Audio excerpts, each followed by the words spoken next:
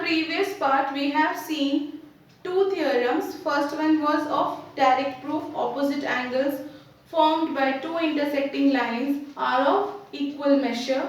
And then in the second part, means in second proof, it was an indirect one where we have stated that we have proved that if a number is greater than 2, means a prime number greater than 2 is an odd number.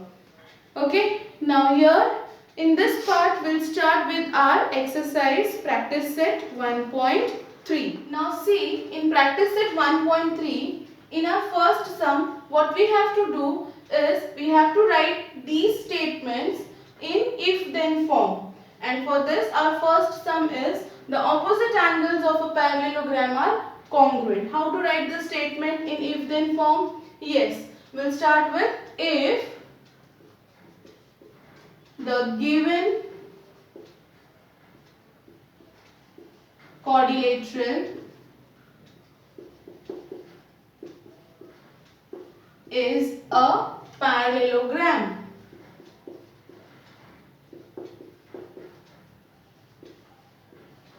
If the given quadrilateral is a parallelogram, then the opposite angles,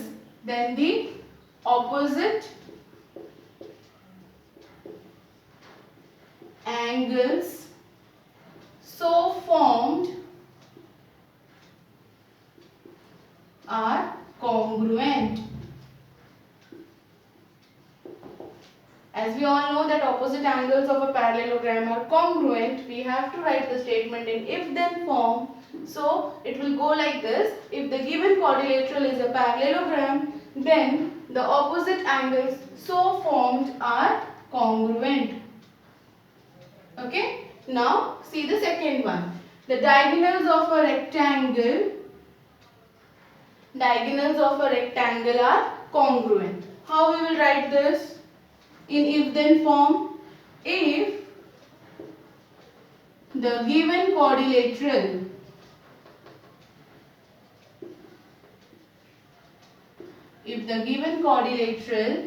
is a rectangle, then its diagonals are congruent.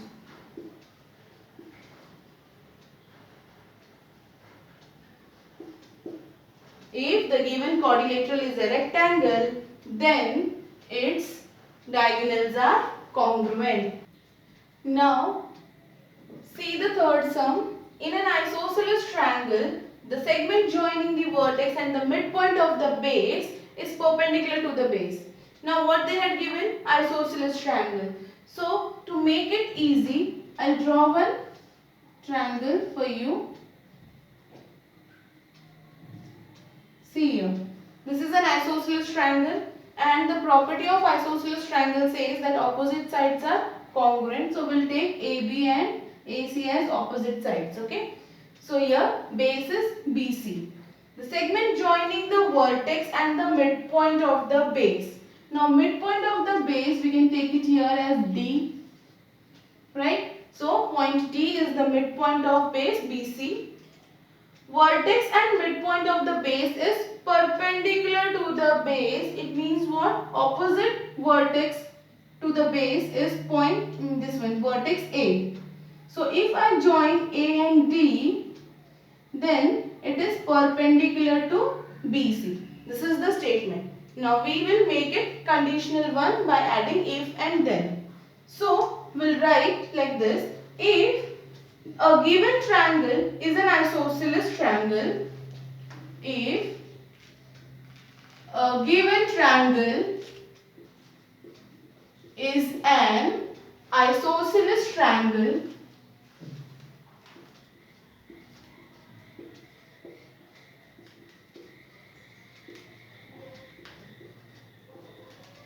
if the given triangle is an isosceles triangle, then the segment joining the vertex and the midpoint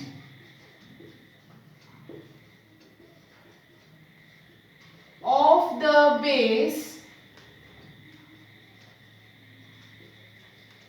is perpendicular to the base.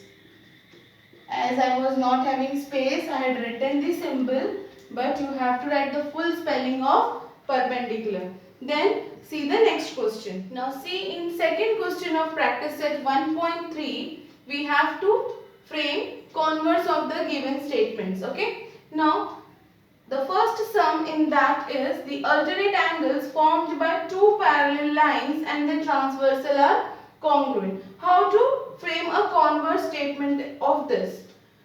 Write down, if alternate angles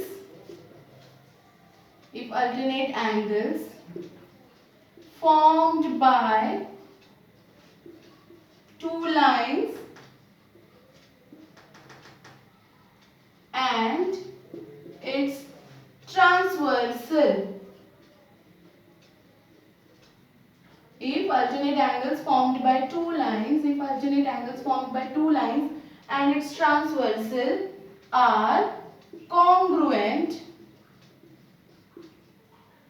then the lines are parallel. Then the two lines are parallel. Okay. See the second one. If a pair of interior angle made by a transversal of two lines are supplementary, then the lines are parallel. How to write this? See here, if two parallel lines are intersected,